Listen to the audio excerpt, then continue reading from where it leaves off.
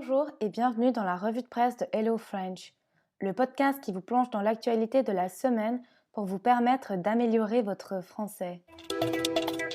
À la une pour cette semaine du 15 au 21 mars 2020. Une première piste pour soigner le coronavirus, la chloroquine. Symptômes du Covid-19, la perte de l'odorat s'ajoute à la liste. La situation devient de plus en plus dramatique en Italie avec 800 décès en 24 heures ce samedi. Épidémie de coronavirus, un point sur les événements sportifs et culturels reportés ou annulés.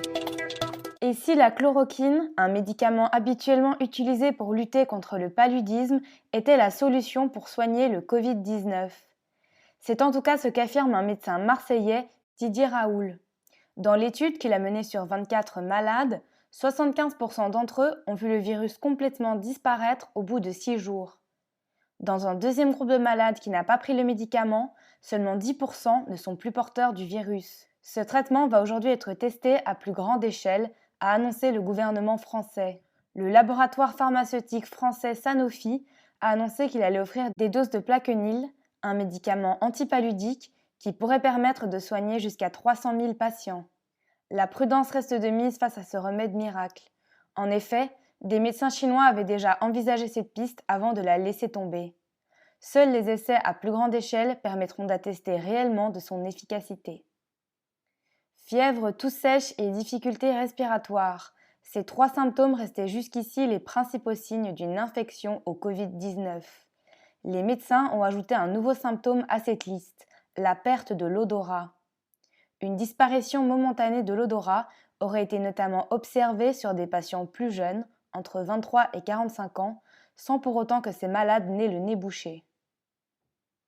Une situation qui devient de plus en plus dramatique en Italie malgré un confinement total. Chaque jour, le nombre de décès dus au coronavirus ne fait qu'augmenter, avec 430 morts jeudi, 600 vendredi et 800 décès enregistrés ce samedi. Une décision encore plus radicale a donc été prise par le gouvernement italien ce samedi soir pour tenter un peu plus de diminuer la propagation du virus. Le pays ferme désormais toutes ses usines du 22 mars au 3 avril. Une décision très difficile à prendre de point de vue économique pour Giuseppe Conte, le Premier ministre italien. Ce dernier a qualifié la situation actuelle de crise la plus grave traversée par le pays depuis la Seconde Guerre mondiale. Seules les usines essentielles à l'approvisionnement des biens essentiels pour la population sont désormais ouvertes. Les pharmacies, supermarchés, banques et transports en commun restent pour l'instant ouverts. Depuis le début de l'épidémie, plus de 5000 Italiens ont perdu la vie et 3000 personnes sont actuellement en soins intensifs. Suite à l'épidémie de coronavirus, de nombreux événements ont été préventivement annulés dans le monde. L'univers du sport et de la culture sont particulièrement touchés par ces annulations. En football, la Coupe d'Europe 2020 aura finalement lieu du 11 juin au 11 juillet 2021. Comme prévu, la compétition se tiendra bien dans 11 pays différents. La Ligue des Champions et la Ligue Europa sont suspendues pour le moment.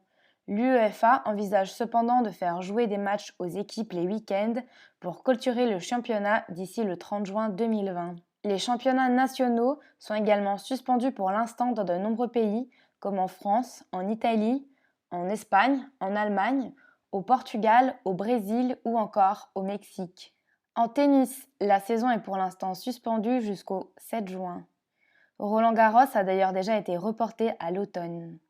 En basket, la NBA a également été suspendue et ce jusqu'à nouvel ordre. Pour l'instant, les Jeux Olympiques de Tokyo sont maintenus, bien que de nombreux sportifs, dont notamment la Fédération américaine d'athlétisme, demandent un report. Le Tour de France, qui devrait démarrer le 27 juin, reste également maintenu malgré la menace d'une annulation qui plane. Dans le monde du cinéma, le Festival de Cannes, qui se déroule habituellement au mois de mai, a déjà annoncé son report, probablement à juin ou juillet. Une première. L'Eurovision, qui devait se dérouler à Rotterdam en mai également, a été annulée. Aucune date de report n'a encore été avancée. De nombreux films ont également décalé leur sortie en raison de l'épidémie. Le dernier James Bond, Mulan ou encore Fast and Furious 9. De nombreux musées ou monuments restent également fermés pour faire respecter le confinement dans les pays où il a été imposé. C'est notamment le cas du Louvre, de la Tour Eiffel, de la Grande Muraille de Chine ou encore de la Basilique Saint-Pierre à Rome. Merci d'avoir écouté ce podcast, j'espère qu'il vous a plu. Je vais maintenant vous expliquer les mots clés, les mots importants de la semaine. Nous avons tout d'abord parlé du paludisme. Le paludisme est une maladie tropicale qui va être transmise par un insecte. Donc plus précisément, ça va être transmis par certains types de moustiques lorsqu'ils nous piquent. Donc vous pouvez vous rendre compte que vous avez cette maladie si vous avez des fortes fièvres après avoir été piqué. Nous avons ensuite utilisé le mot la solution.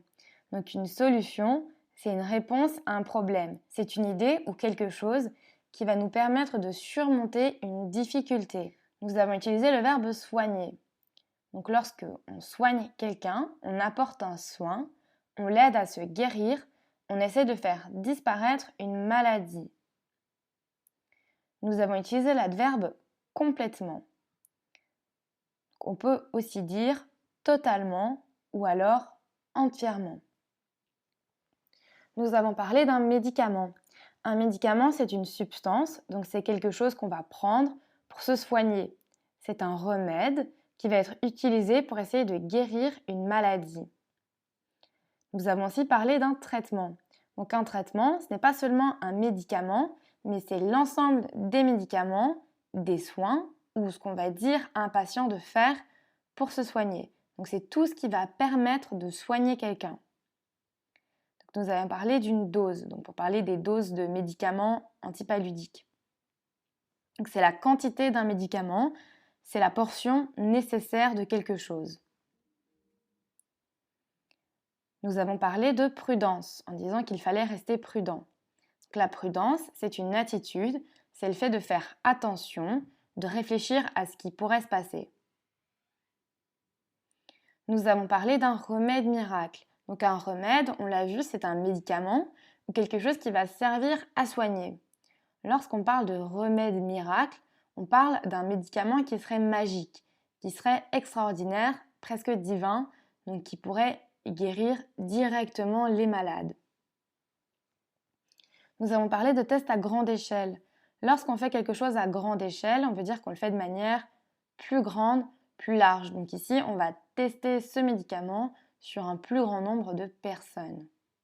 Donc on pourrait par exemple dire, ce médicament a fonctionné sur 2 malades, maintenant faisons un test à grande échelle sur 1000 malades. Nous avons utilisé le verbe attester, donc pour dire qu'il fallait attester que ce médicament fonctionne. Donc ça signifie assurer, certifier quelque chose grâce à une preuve ou grâce à un témoignage. Donc on dit que quelque chose est valide, c'est sûr, c'est bien vrai. Nous avons parlé de l'efficacité.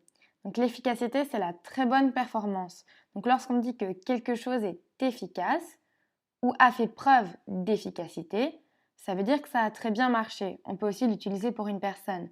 Lorsqu'on dit que quelqu'un a agi avec efficacité, elle a agi sans perdre de temps, elle a atteint rapidement le résultat qu'on attendait. Sur les symptômes du coronavirus, donc on a parlé de la fièvre. Donc la fièvre, c'est lorsque la température de quelqu'un est plus haute, plus élevée qu'à la normale. Par exemple, vous pourriez dire « il a beaucoup de fièvre, sa température est montée à 39 degrés ». Donc on a aussi parlé de la toux. Donc lorsqu'on tousse, c'est quand on va rejeter de l'air de ses poumons en faisant beaucoup de bruit. Donc c'est quand nos voies respiratoires, nos poumons, sont un peu irrités, encombrés. Et donc on expire. Donc expirer, c'est l'inverse de respirer. Donc on expire en faisant beaucoup de bruit. Donc généralement, ça arrive si on a avalé de travers ou si on est malade. Donc nous avons justement parlé des symptômes. Donc un symptôme, c'est la manière dont va se montrer une maladie, la manière dont elle va se manifester. Donc c'est grâce à un symptôme qu'en fait on va découvrir qu'on a une maladie. Donc par exemple, on pourrait aussi dire vomir le matin peut être un symptôme d'une grossesse, donc peut vouloir dire que vous êtes enceinte. Donc c'est grâce à ça qu'on va avoir la puce à l'oreille. On a parlé de l'odorat. Donc l'odorat, c'est le fait de sentir les odeurs avec son nez. Donc on a parlé de nez bouché. Donc c'est quand quelque chose empêche le passage, c'est obstrué. Donc vous pourriez dire Mon nez est bouché, je n'arrive plus à respirer, je dois me moucher. Donc, nous avons parlé de diminuer, pour dire que le gouvernement italien essayait de faire diminuer l'épidémie. Donc ça signifie faire baisser, rendre plus petit, qu'il y ait moins de cas. Donc nous avons parlé aussi de la propagation, ou de la propagation du virus. C'est le fait de se diffuser, de se propager, ou de toucher plus de gens, plus de personnes. Nous avons dit que le gouvernement italien allait fermer les usines. Donc les usines, c'est les industries où des gens travaillent pour construire des objets, de la nourriture. Donc, par exemple, ça pourrait être une usine de construction de voitures, une usine de chocolat ou une usine de boîtes de conserve de légumes, par exemple. Nous avons parlé de la population. Donc, la population, c'est les gens, c'est les habitants. Donc ça peut être les habitants d'un pays ou la population mondiale, donc la population de toute la Terre. Nous avons aussi parlé des soins intensifs. Donc les soins intensifs, c'est une partie de l'hôpital où les médecins vont s'occuper de malades qui sont dans le coma ou qui doivent être surveillés tout le temps. Donc en fait, leur état de santé est très très mauvais. Dans ce podcast, nous avons aussi parlé de l'annulation. Donc l'annulation d'un événement ou de quelque chose, c'est qu'il est supprimé. Donc par exemple, on pourrait dire aussi mon train a encore été annulé ce matin, je n'arrête pas d'avoir des annulations ces derniers temps.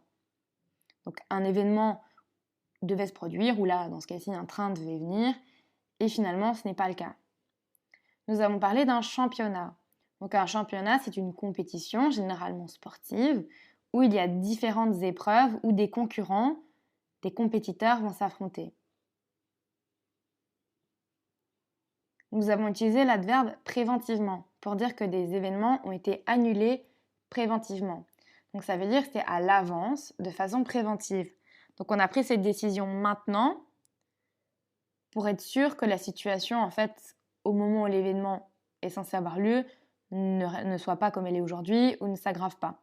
Donc on imagine ce qui pourrait arriver et on décide de prendre la décision maintenant. Nous avons utilisé aussi le verbe suspendre. Donc suspendre, ça signifie arrêter, interrompre quelque chose pour quelque temps. Donc ici, on parlait de compétitions sportives. Donc elles sont arrêtées sur une période donnée, mais a priori, elles vont reprendre plus tard. Nous avons parlé du report. Donc lorsqu'un événement est reporté, il n'est pas annulé, il est juste décalé à plus tard. Il va avoir lieu à un autre moment que celui prévu.